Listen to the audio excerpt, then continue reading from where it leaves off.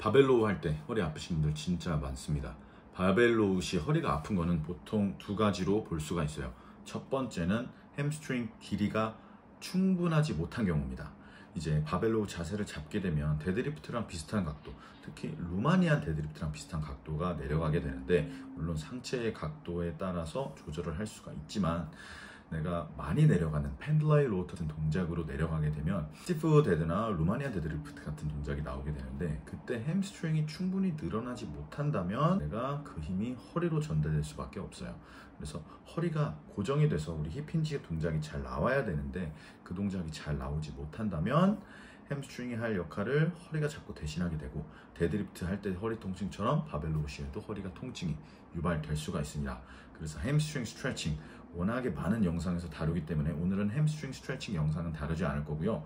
두 번째는 내가 골반을 조절하는 능력이 떨어져서 그렇습니다. 햄스트링을 늘릴 수 있는데 햄스트링을 늘리지 못하고 내가 허리로 무게를 받는 경우예요. 그래서 골반 움직이는 거를 잘 하셔가지고 허리가 평평하게, 아니면 허리에 약간의 아치를 만들어서 유지를 한다면 내가 각도가 더 내려가더라도 그 힘을 엉덩이랑 햄스트링에서 버텨주기 때문에 바벨로우 시 허리가 불편한 거를 줄여줄 수가 있습니다. 그래서 무게 자체를 하체에서는 햄스트링이랑 엉덩이에서 고정을 해주고 거기서 무게를 받아준 상태에서 상체 등 운동을 한다고 생각하시면 될 것 같습니다. 자, 바벨로우를 할 때 우리가 이렇게 세팅을 잡아서 위에서 렉에서 뽑아서 오거나 아니면 바닥에서 들어서 하게 되는데, 그냥 바벨로우 같은 경우는 상체를 이렇게 해서 하는 경우도 있고 살짝 이 상체의 각도로 내 등의 타겟 부위를 조절을 하죠.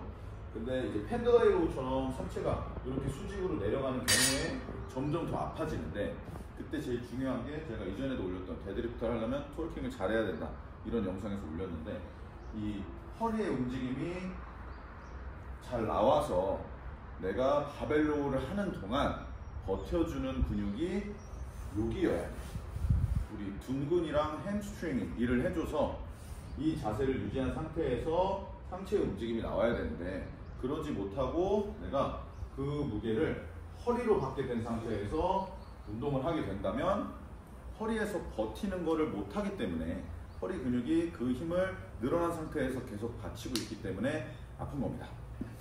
그래서 제가 이전에 보여드렸던 영상처럼 각 자세에서, 우선은 선 자세에서 우리 골반 움직이는 거, 누운 상태에서도 연습을 하셔도 되고요. 그 다음은 각도를 점점 낮춰가면서 흉추는 가만히 있고 아래 허리만 움직이는 동작을, 골반만 움직이는 동작을 각도를 점점 낮춰가면서 움직여 보는 거예요. 자, 그러면 내가 요렇게 허리가 요렇게 있을 때랑 이 각도에서 요렇게 있을 때 내가 이쪽에 텐션이 딱 걸리는 느낌이 들거든요. 그 느낌을 유지하면서 바벨로우를 해주신다면 내가 허리가 아픈 느낌이 없이 바벨로우를 진행할 수가 있을 겁니다. 근데 만약에 이렇게 해서 잡아서 하는 게 어려우시다면 팔꿈치를 대거나 손을 댄 상태에서 앉은 상태에서 허리를 먼저 움직여 보셔도 돼요. 이 골반 움직이는 걸 안에서 보통 잘 못하는 거거든요. 그래서 흉추는 가만히 있는 상태에서 아래 허리 골반만 움직이는 거를 내가 여기서 똑같이 각도를 점점 주면서, 그래서 이 상태에서만 내가 앞뒤로 끝까지 이렇게 허리를 움직일 수 있게 해놓으면 데드리프트든 바벨로우 할 때 허리를 유지하고 당기는 동작에서 하체 근육이 버텨주니까 절대 허리가 아프실 리가 없을 겁니다. 자, 이렇게 바벨로우 하실 때 허리 아프지 않으려면 햄스트링이 길이도 잘 나와야 되고요. 그리고 아까처럼 골반을 조절을 해서 허리가 아니라 엉덩이랑 햄스트링이 버텨주는 역할을 해준다면 바벨로우 할 때 통증 없이 진행하실 수가 있을 겁니다.